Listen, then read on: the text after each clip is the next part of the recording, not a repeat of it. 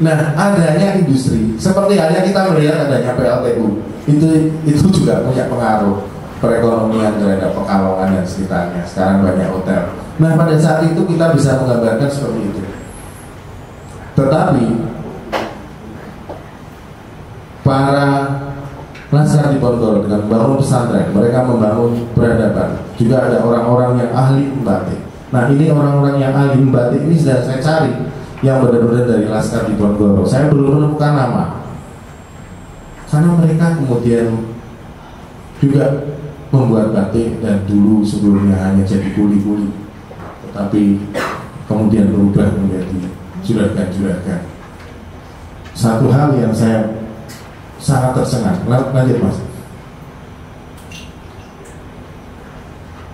data mengenai orang Karesidenan Pekalongan yang berangkat haji dari mulai tahun 1830-an. Itu sampai 1850 itu sekitar sampai 1860 itu sampai hanya 200 sekian orang. Artinya setelah 30 tahun kemudian, 38 tahun kemudian, jamaah haji Karesidenan Pekalongan meningkat menjadi 863 orang. Bayangkan, ini dokumen Belanda itu menyebut bahwa ada sebuah kelompok sosial baru di Pekalongan yang sangat luar biasa membangun ekonomi dari mereka sendiri, dan mereka bisa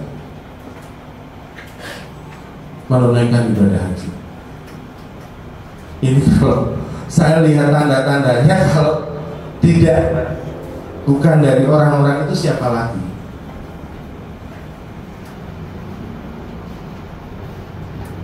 Lanjut Mas Rizky.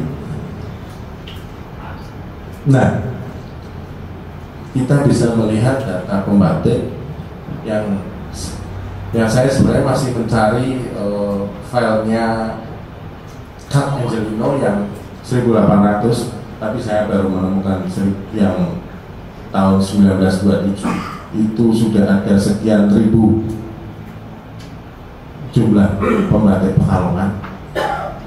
Mereka tersebar di Mas Rizky dibacakan di under distrik Buaran berapa? 278, Kedunguni 38, Wira Desa 53, Tirto 224, Wonopringgo 59, Rembun 5, Poncol 124, Sarasvati 1, Kota Pekalongan. Kota Pekalongan 225. Jumlah totalnya ada 1037. Itu orang Jawa yang sudah mulai bikin batik. Jadi memang luar biasa sekali sebuah sistem peradaban yang dibangun dengan berbasis pesantren. Maka saya senang sekali kalau sampai sekarang ada orang-orang yang masih mau memberikan pendidikan anaknya kepada melalui pesantren. Lanjut Mas Rizky. Nah, ini saya kok mendapat firasat apa? Saya melihat ada sebuah peran besar yang dilakukan oleh para pengikut Laskar Diponegoro ini. Ternyata orang-orang yang melakukan pergerakan dan menjadi tokoh, banyak menjadi tokoh di Indonesia, di Jawa, bahkan di Pekalongan, mereka adalah keturunan Diponegoro. Contohnya Mbak Ki Syafi'i Abdul Majid, beliau anak dari Abdul Majid anak dari Mbak Adijoyo. Fatmawati Soekarno Putri itu masih cucu dari Sentot Alibasa. Soekarno juga demikian. Bukan Iman Santoso, ternyata buyutnya juga pengikut Diponegoro, Pak Cokro demikian. Sesuatu yang saya sampai heran gitu. Berarti mereka dengan tertangkapnya Diponegoro, mereka punya tekad membangun peradaban lewat pesantren, dan mereka melihat akhirnya bisa berhasil 130 tahun kemudian. Peter Carey mengatakan menghadapi tsunami barat, salah satu upaya terselubung yang dilakukan oleh Laskar Diponegoro adalah pendidikan lewat pesantren.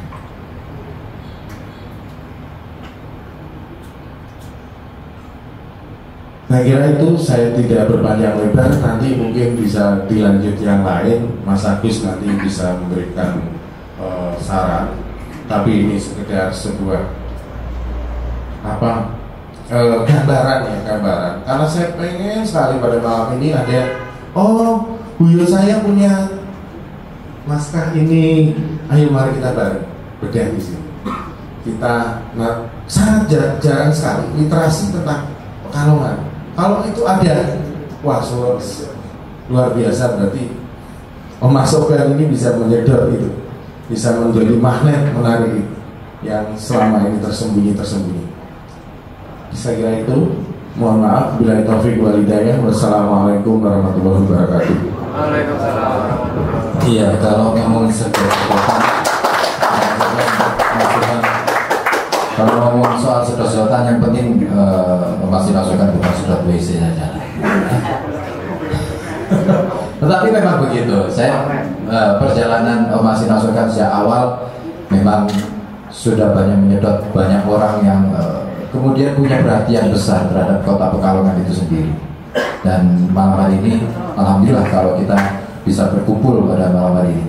Ya, sedikit mereview apa yang kemudian tadi disampaikan oleh Mas Dirham. Tadi ada beberapa hal yang mungkin kurang lengkap disampaikan, terutama di masa Dendels, karena Dendels itu mengganti semua sistem politik yang berlaku di Jawa pada waktu itu.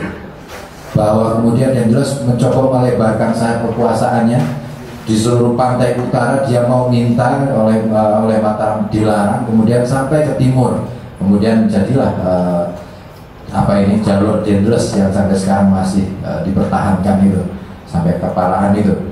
Nah, ini menarik karena dengan bergantinya sistem yang disampaikan, yang diinginkan oleh Dendels ini, mau tidak mau, saya yakin pasti Mataram punya kepentingan di balik itu semua. Nah, nggak mau dong, nggak rela dong. Wong sing ada sing apa ki baron sik berwe dilawan, mosok Dendels ra dilawan kan ngono kuwi. Nek ceritane ning ngene Rokoselo sih ngono.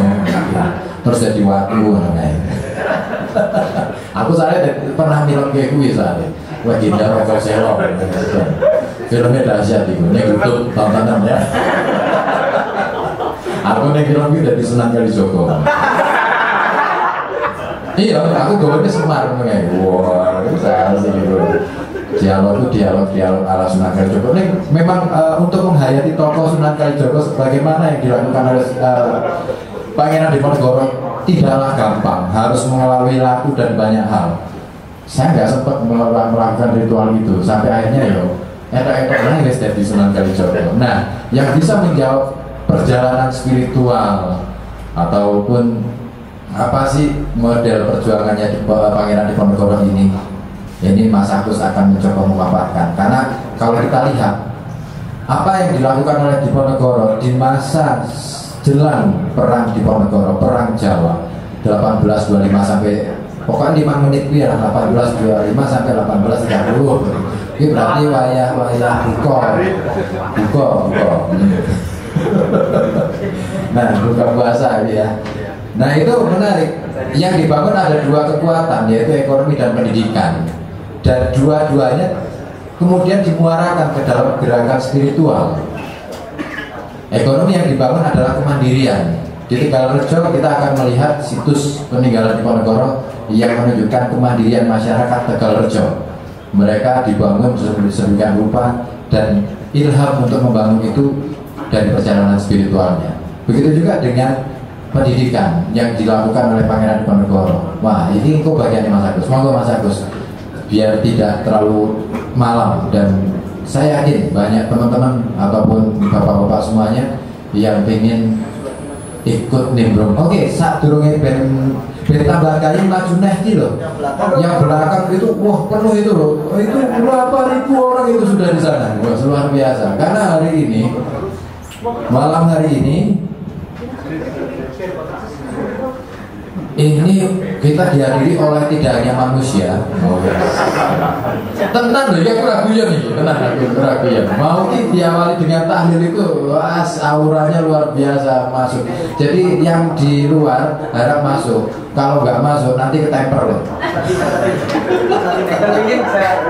Moga masukin mana ini masukin Pak. Oke, silakan Pak Adin, monggo maju aja, geser aja. Kasihan yang di belakang. Monggo Pak. Dan